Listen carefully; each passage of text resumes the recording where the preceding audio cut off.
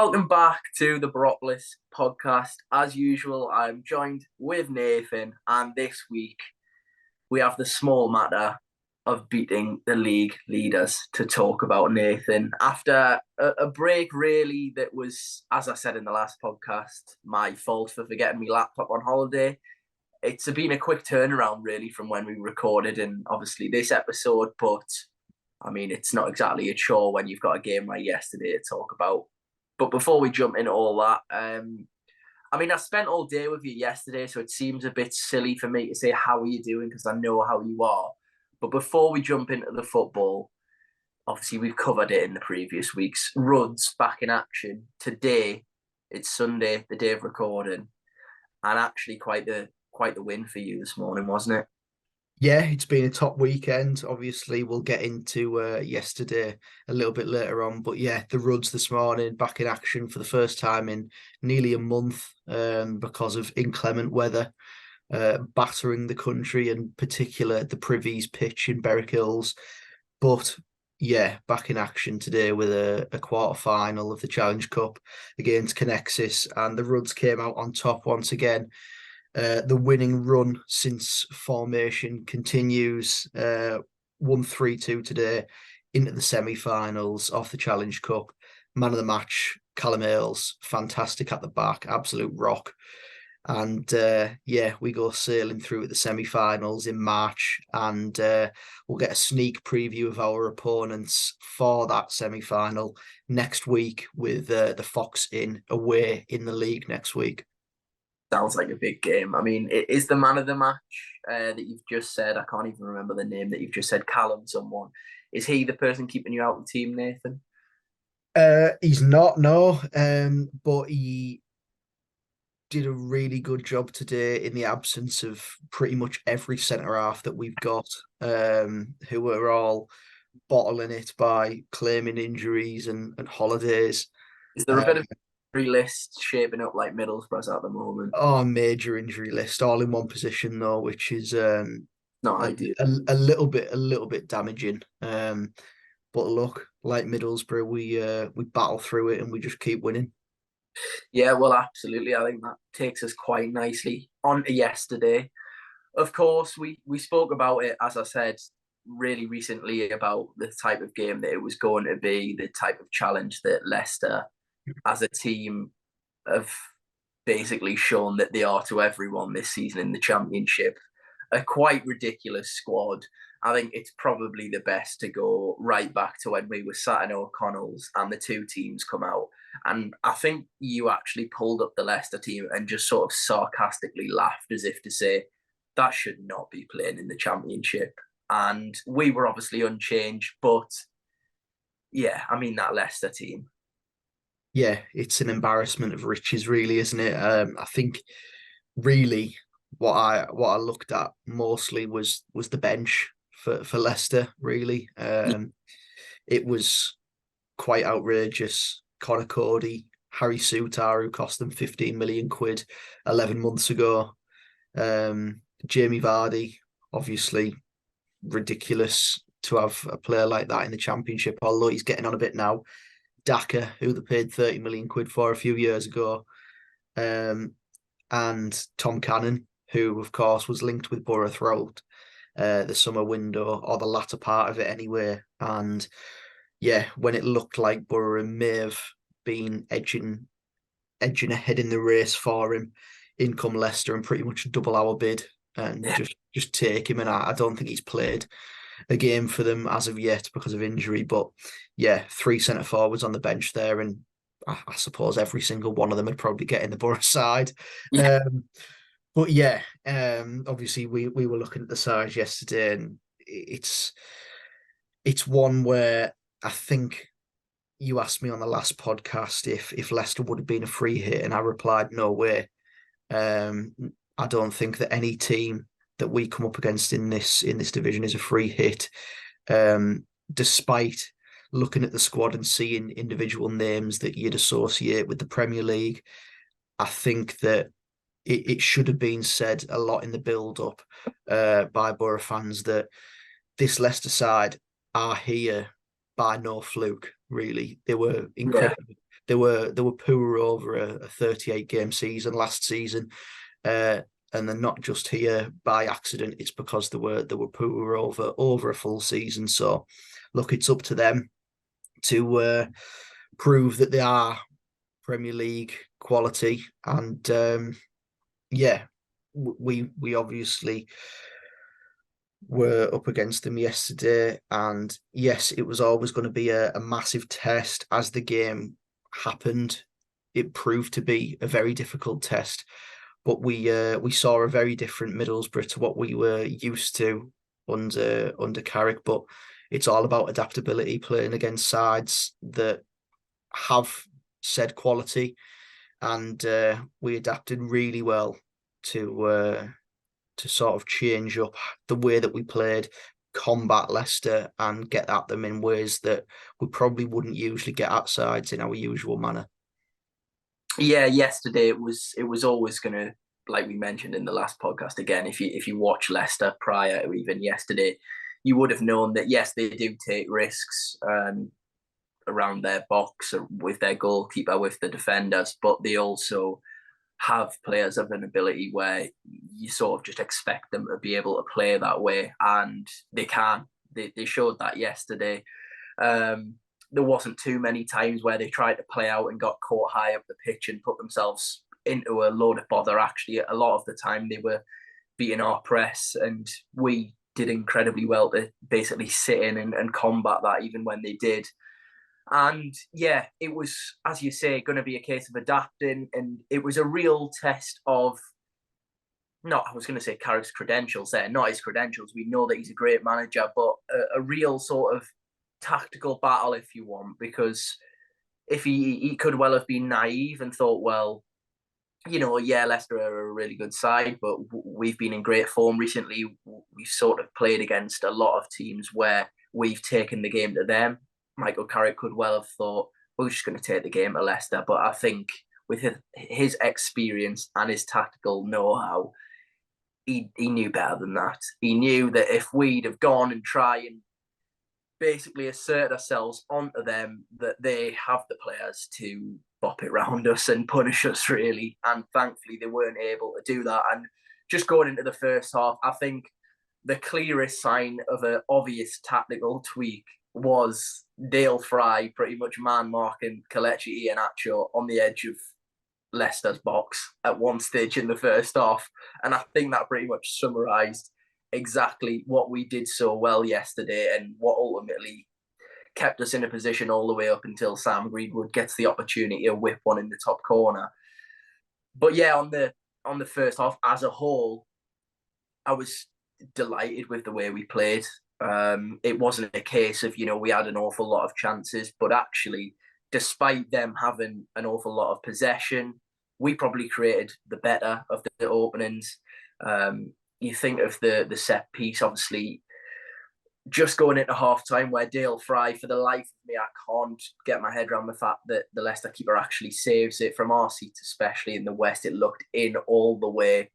But yeah, it was so pleasing because I think I was saying to you yesterday, we've had a couple of games over the years at the Riverside, especially probably, the most important one of those being Coventry that obviously didn't go to plan. But we've had a few of them where over the last few years, if we've been on a good run and we've come up against a form side or sort of the league leaders or something like that. And at the Riverside, there's always this sort of almost a little bit of a confidence. The crowd was a little bit bigger.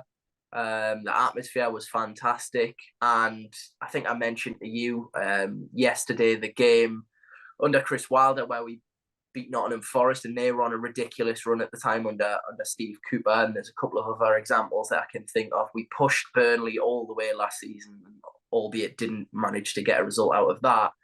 But one of those occasions at the Riverside again where it just felt if we can stay in the game for long enough, and we did do that exceptionally well, then there's no reason why we can't beat them. And as I say, quite ironically, you went in at half time and you thought, well, actually, on the balance of things, I don't think any Leicester fans could really say it would have been undeserved had we have gone in 1-0 or really if when you look at some of the chances, and obviously we can go into individual chances, it could have been maybe one or two. Leicester obviously had the great chance from Vestergaard and a phenomenal save from Dieng. But yeah, I thought we did ever so well to stay in the game whilst also making them know that they couldn't allow us too much of a presence in the game because we could potentially punish them really. Yeah, look, the first half, obviously, the two big chances come from both sides on set pieces, really on corners. Vestergaard's header, as you mentioned, Chris, where Dieng makes a good save and tips it round the corner. And obviously Fry's header as well for us. I think in open play in the first half, we probably had the best chance. Crooks's effort, where it's worked out to that right side. Jones cuts it back, and Crooks, I think, probably could have took it first time, Yeah, but ends up taking a couple of touches and gets a shot away down at the near post that then tees up the corner for Fry. But yeah, it felt like, as you mentioned, a big occasion in a way that we've all sort of. I don't want to big Leicester up too much, but pretty much every side in the division that goes up against them this season is going to be the underdog. That is nothing to do with them being any sort of like big fish in terms of a big club or anything, because they're really not. It's just they've got a really good side, having been in the Premier League and retained all those players. Um, and it felt like that the crowd could just get behind Borough, and hopefully as the game drew on, we'd get that chance, and it'd come to fruition that we'd win the game, and it did happen as well. But I think going on into the second half, we were good defensively, but at times Leicester's best chances in the game, and I say in the game, but mainly in that second half, were sort of all by our own doing, really. yeah, yeah. Um, they were most dangerous when we had the ball in our final third. I think we were just trying to, well, what we always do. It's our principles to play out from the back and build through the thirds, but against a side with Leicester's quality that have sort of had experience in playing against sides like Man City and Brighton in the Premier League that do that to an even bigger effect than we do, that they'll be able to spot passes that look open for Borough, and just be able to pounce on them. And there was a couple of times I thought it was interesting that Borough had sort of adapted the way that Dieng was going to be playing out, in terms of Hayden Hackney wasn't just coming central and picking up the ball from Dieng just ahead of him. Instead, he was pulling wide left, and at times that left a big hole in the middle of the pitch for when the ball did get shifted out left to Hackney. And he didn't have one of his better games yesterday.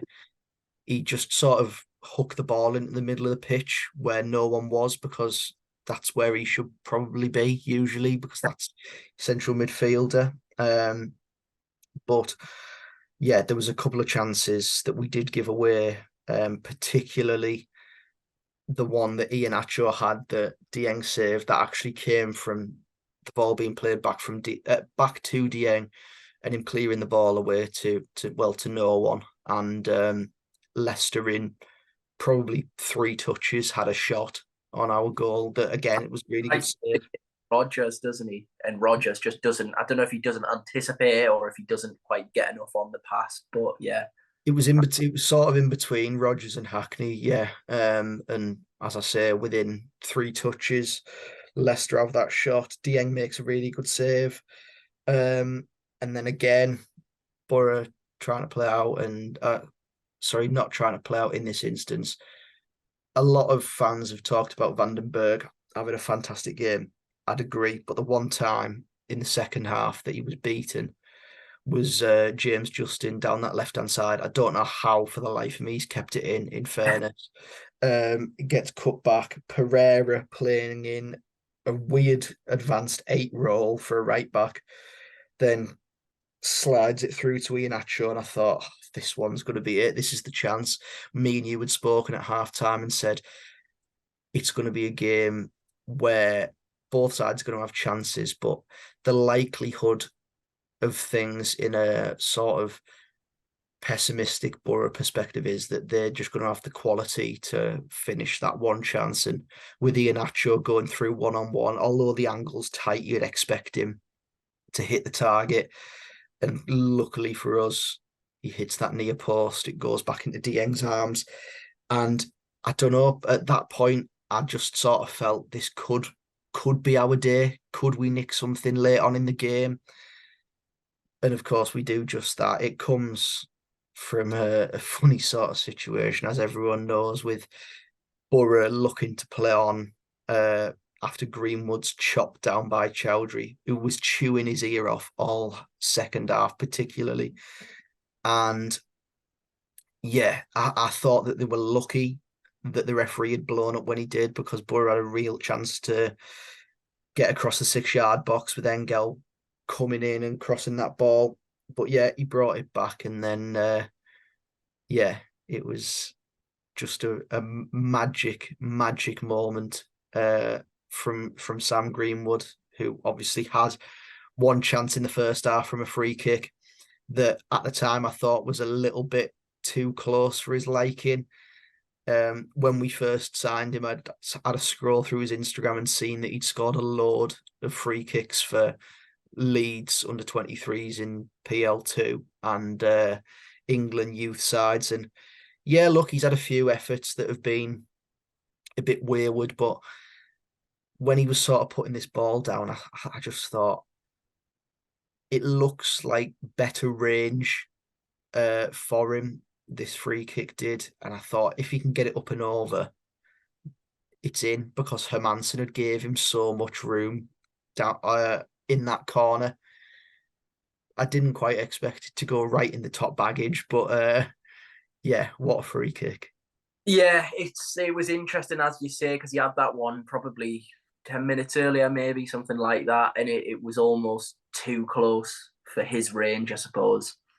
And you almost, from that distance, you kind of sometimes think, instead of trying to get it up and down, you might be better off just smashing it. And Sam Greenwood's free kick technique is not to do that. It's to pretty much whip it into a postage stamp of in the top corner, as you say. And yeah, I mean, from our quite funnily enough, obviously people listening, watching won't know this, but we met up yesterday. It's not a sort of usual thing. Obviously, we sit close to each other. We'll speak at half time and whatnot. But given that, again, I'll mention the olive skin from Tenerife, Nathan. No, of course I'm joking. I did mention that I was on holiday not so long ago with my mum and dad. They were still away. So as the free kick gets lined up, I thought, do you know what? I would never do this. It goes against everything that I would ever do at a football match. I thought, I'm going to whip my phone out and I'm going to record it just in case, because if it does go in, I can send it to me dad and he'll be absolutely buzzing with that. He can feel like he's actually seen the goal from his seat. So anyway, I got the phone out and my initial reaction was, that look, I don't know what the yardage was, but it looked 30 yards out or sort of latter 20s. And I thought, yeah, it's probably going to be better off for him to get it up and down. But it's still going to take some effort from where it was. Well, of course, Sam Greenwood, the one moment where I'm recording, steps up and delivers probably the best goal I've ever seen at the Riverside. I think it could well be up there, honestly. There hasn't been that many free kicks in general over the years at the Riverside. I can only think of really Zamama, I think. I thought the last one I'd actually seen, Grant Ledbetter in the cup, maybe whilst we're in the Premier League. But it flies into the top corner. Top corner. It was Maro and Zamama about 15 years ago or something like that. And I was in utter disbelief, to be honest. My immediate thought was, I need to send this to my dad, but I also need to tweet it. And then I realised, actually, some of the noises that were leaving my mouth out of just sheer, like, absolute sort of pandemonium and surprise that it actually flew in the top corner. I don't think I would have ever lived it down, to be honest. So yeah, that hasn't been tweeted, and it won't be. But yeah, Nathan, I mean, what more can be said than the fact it is just an absolutely phenomenal free kick, and it comes from a player who at the moment is just in fine goal scoring form. Yeah, just pay the money, Borough. Pay it up. 1.5 million, is that not the best deal that Middlesbrough as a club have ever put together? No, look, when we signed him, I was saying this. I can't even remember who I was saying it to, but I was saying I'm not overly enthused by the signing just because I thought, look, we're signing a player on loan from a side that are in our division who we will at the start of the season hopefully be competing with, because obviously last season our expectations are then to hopefully go one better and be up at the top of the league. And look, I thought we're just signing players that he's not really going to improve us too much in terms of, he'd probably just be another option going forward. And yeah, I'm happy to admit that I'm certainly wrong in my judgment at first upon hearing that we've got that option to buy him for an absolute steal of a price as well. By the way, it's unbelievable to get a player of his ability with his potential sell on in years to come because he's only 21. It's truly phenomenal business if we can get it done. The But thing yeah, is, well, I'm not. It sounds me daft saying this, and I'm definitely not sort of underselling the deal and how good of a player Sam Greenwood is. But it's not even so much that because of the way that Sam Greenwood's been playing, if he'd have just been sort of having little cameos off the bench and doing okay and maybe scored a few goals, but not really starting games and having the impact he has been. For a player of his age at 1.5 million, you'd still say that that is a very good deal. Who's English and has represented England at numerous age groups. And now the fact that he's having these impacts in games, and look, this might be a little bit of a bold opinion from me, but I'm happy to take the stick on the chin. I don't watch Sam Greenwood week in, week out and sort of think, wow, what a player we have on our hands. He doesn't sort of affect the game in the way that I seen last night, for example. People immediately, because he's young and coming on loan, people compared him to Aaron Ramsey.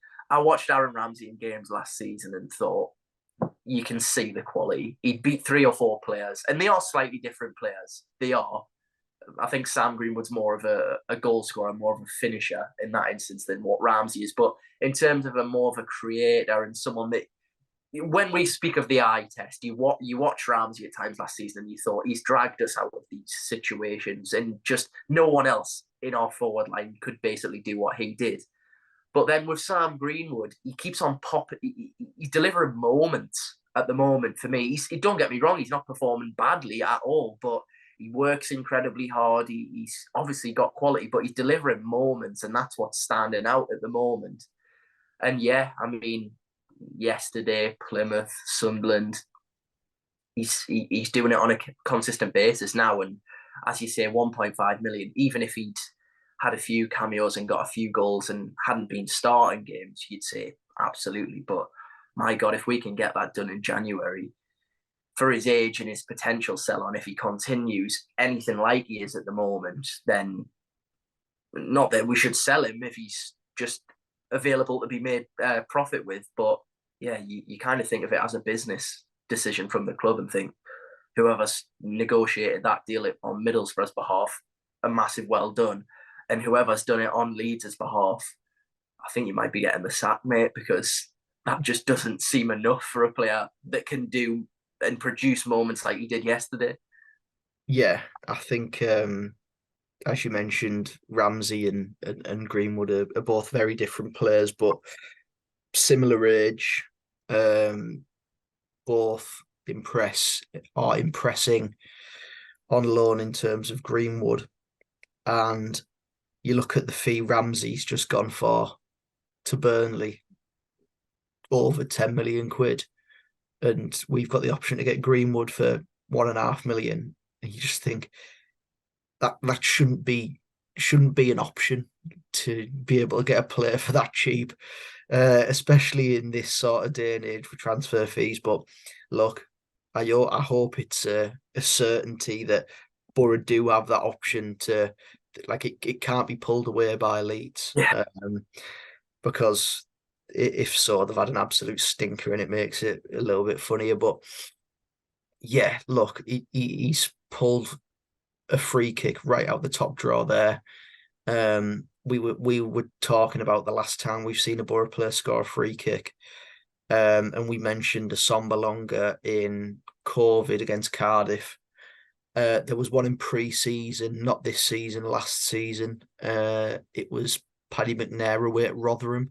Or, I uh, can't, I can't even remember that, Nathan. yeah, there was Paddy McNair against Rotherham. But I was just thinking, I don't think I've seen many free kicks live for Borough. I was lucky to be there for Rock and Backs against Man City. I was there for that one. I was there for Zamama. I was in the Huddersfield away end when Leadbitter's launched one into the stratosphere. You're missing off. You're missing off the best free kick in recent history, and it was Tamo King, yeah, yeah, Tamo King against Burnley. Yeah, I was there for that one. And obviously, yeah, yesterday. And I don't think any of those that I've just named were as top baggage as yesterday's from Greenwood. yeah. I think Tom O'Kinks was sort of just pure power as opposed to Greenwood, who was pretty much just whipped it into that top corner. Whereas Tom O'Kinks could have ended up in I don't even know, some car park anywhere in the town really, but it just so happened to hit the back of the net. Yeah, but I felt yesterday during the game, even before Greenwood's free kick, you could sort of hear the crowd getting behind the team. They knew that it was always going to be sort of backs against the walls at times. And at one point, you had the South Stand and the North Stand both singing in unison, getting behind the boys. And I just thought, yeah, everyone's rolling the sleeves up here, and we are going to get something. I mean, I even felt it last week after Plymouth, immediately after Plymouth, looking at this week and seeing, oh, we've got Leicester coming up. I just thought, yeah, we are going to beat them.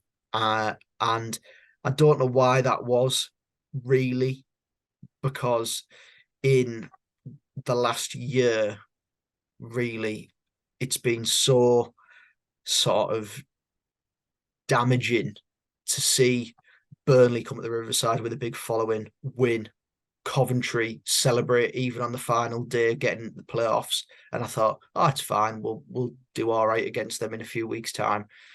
And obviously the second leg happened, but yeah, to see another big away following come at the Riverside, that, like, even before the game, me and you were walking at the ground and they were singing straight back up Leicester City.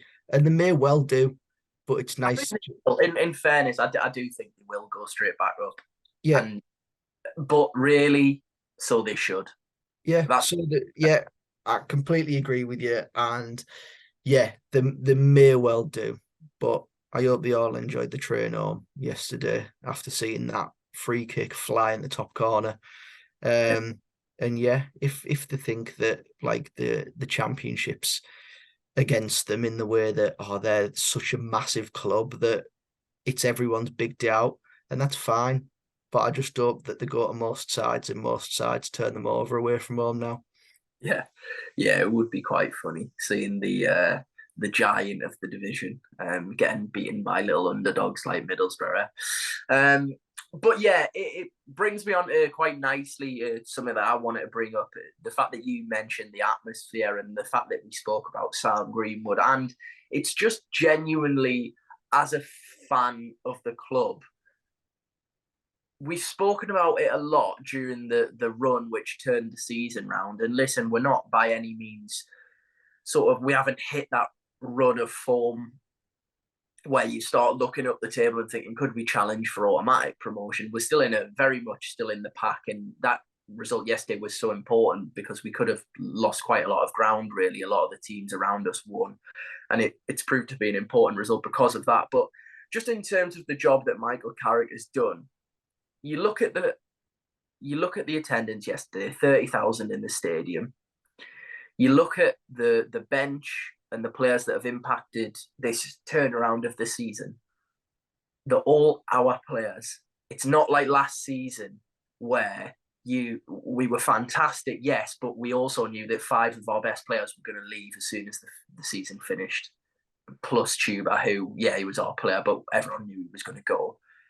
You look at yesterday, yeah, okay, Greenwood isn't our player officially yet, but that could well happen.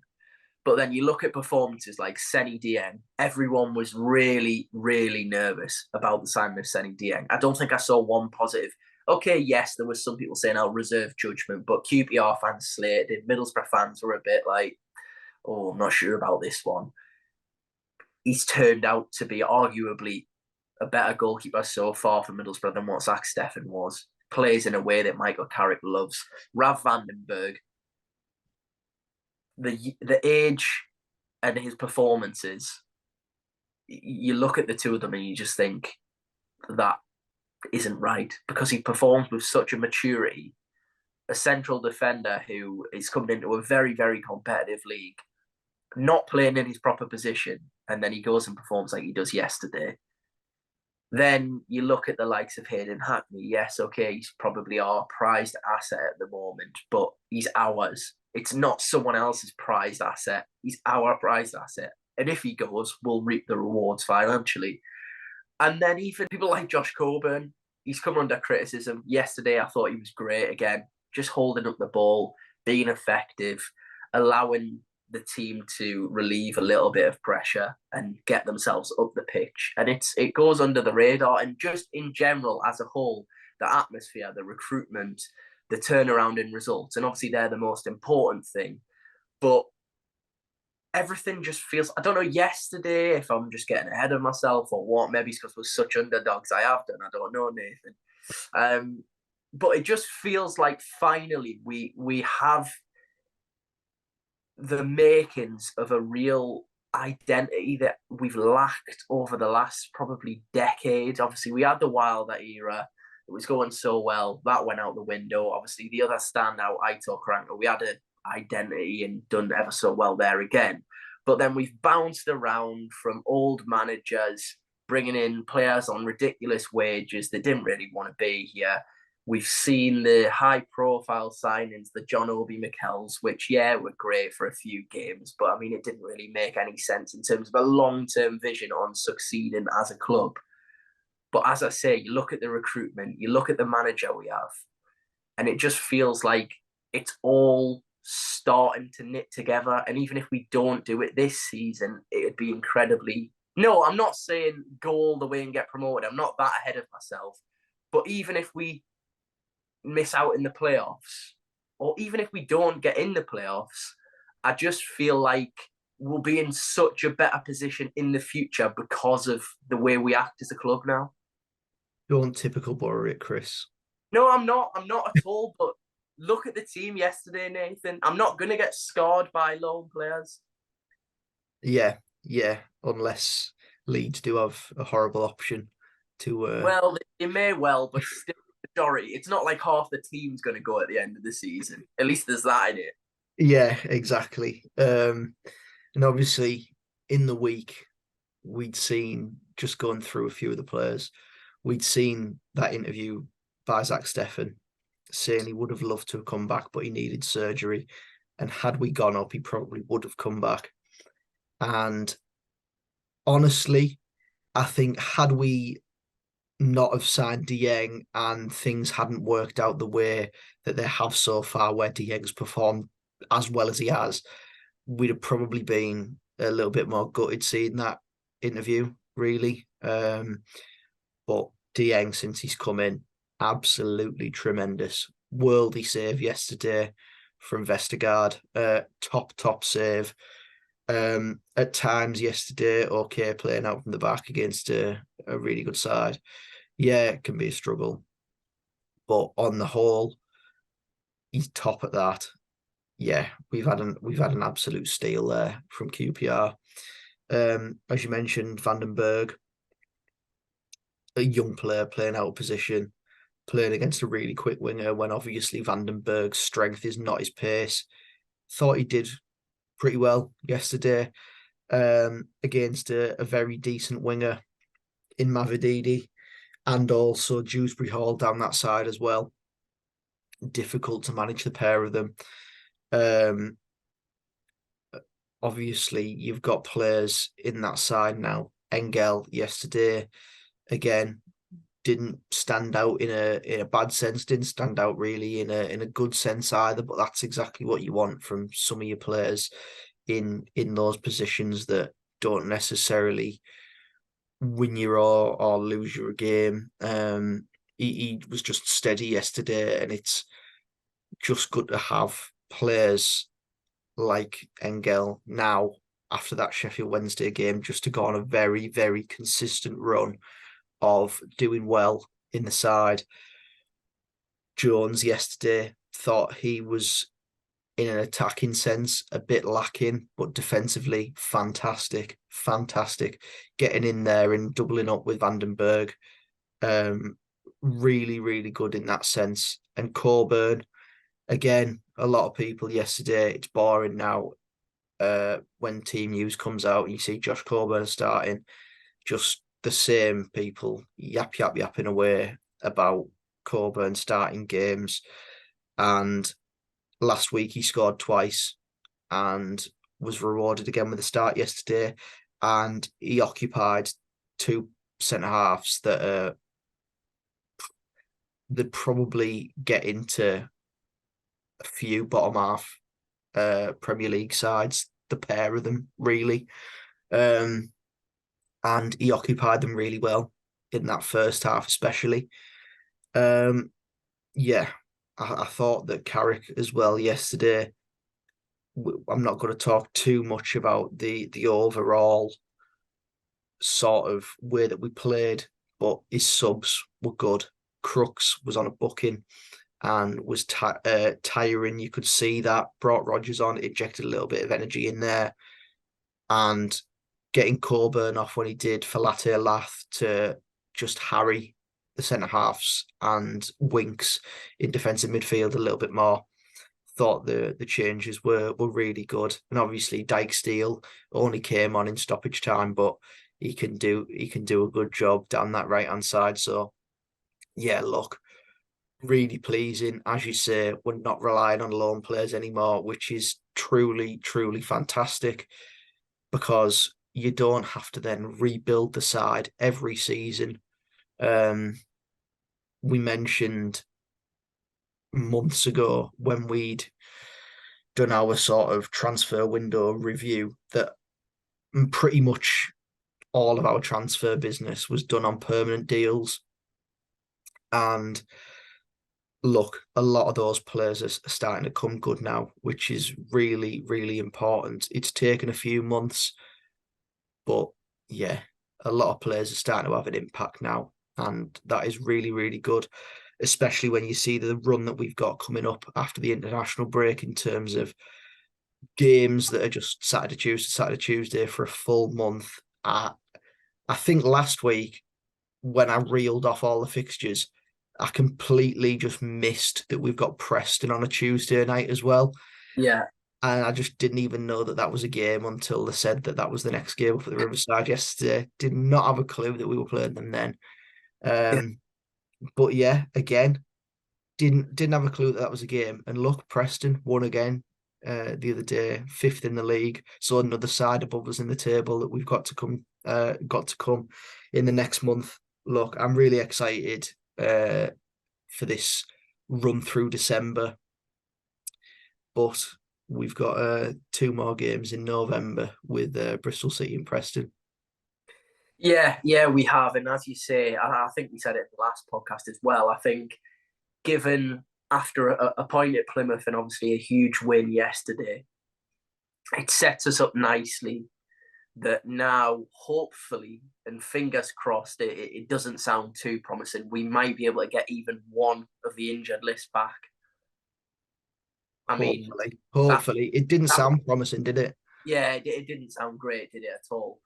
But even one of those would be very important, just in terms of numbers, really, for the amount of games coming up. But yeah, as you say, obviously we have Bristol first game back after the international break.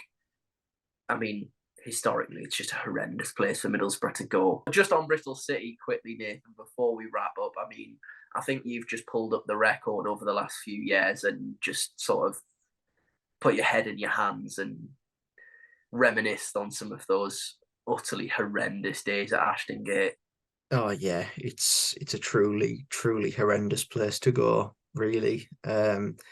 Historically, the one that does stand out is obviously that Aidan Flint flicked header that went to Freeman, I think it was, in the 94th minute at Ashton Gate in our promotion season.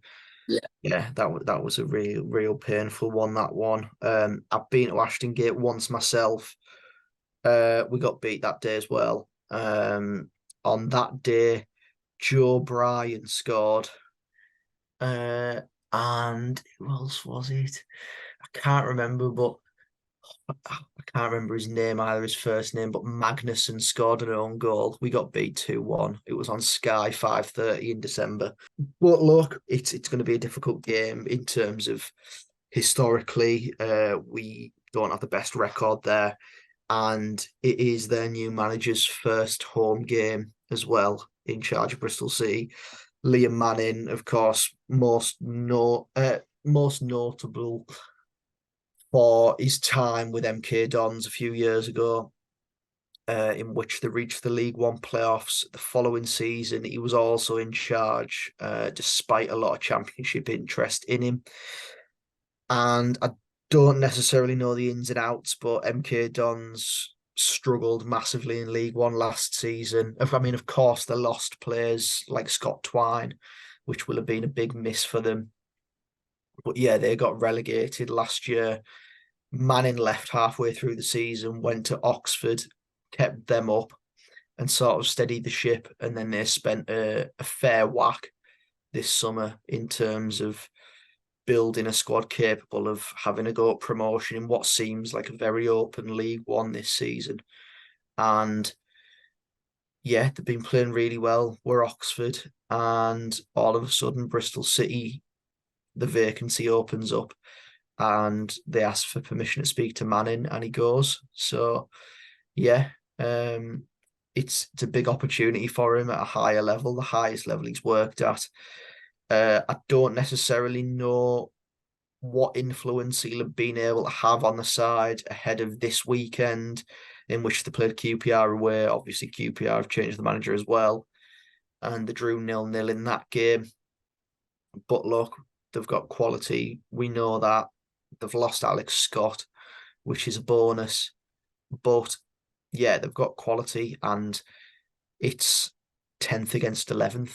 Us in 10th, them in 11th. Whoever, if they win, they go above us. If we win, we set the gap between us to 5 points, which would be massive as well with the run that we've got coming up. Following that with, I mean, I'm just going to reel them off: Preston, Leeds, Ipswich and Hull, who are all above us, all to come in the next 4 following that. So look, it's going to be a really, really decent game, I feel, but we have to suffer an international break in which England play 2 qualifiers that don't matter because we're already qualified. Yeah, I mean, thankfully it's kind of the mark in the season where it really, you get into the nitty gritty of the season, don't you? I don't know when the next international break is, but I'm pretty sure it's quite a while away. So I mean, thankfully they're out the way now. And don't get me wrong, like I've said in the Cup, I'm very honest. Until it reaches the latter stages, I'm very much a fair weather Cup fan. Until we reach major tournaments, I'm a very much a fair weather international fan as well. So yeah, I'll happily admit to that. But yeah, I mean, I would say that, you know, I look forward to watching us play Moldova or whoever the hell we're playing against in a game that absolutely doesn't matter. But I'm not looking forward to it. I want to get back into the nitty gritty. I want to see Middlesbrough test themselves against the best teams in our league. And yeah, I'm just looking forward to it, to be honest, Nathan. A hectic period, but a period to look forward to. And obviously, after such a big win, it's really a bit of a bummer that actually now we have to wait until we play again. Yeah, and as you said there, Chris, you said you look forward to watching us test ourselves against the best teams in this league. Well, we did that this weekend. We tested ourselves against the best team in the league, the current league leaders of the championship, and they came to the Riverside having won all of the previous 7 away games in the league so far this season. And they came to Teesside and they got dealt with and sent packing. So bring on the rest of them. What a moment to leave the podcast at for this week. Yeah, I think you've had that in your head pre-planned, haven't you? But yeah, I don't think we can add anything after that. Almost a rallying cry from Nathan there. But yeah, I love it. Absolutely love it. So yeah, we will wrap up there, Nathan. Thank you ever so much for the people that have watched and listened. As always, we'll be back after the international break for a hectic period. There's no holidays planned, so don't worry. We won't be just like popping a random podcast out on a Thursday night with about 3 games involved in it. So no need to worry about that. But yes, that has been us for this week. Massive win for Middlesbrough. Hope you've all enjoyed your weekend. And that is it for this week's episode of the Boropolis podcast. And we will see you again after the international break.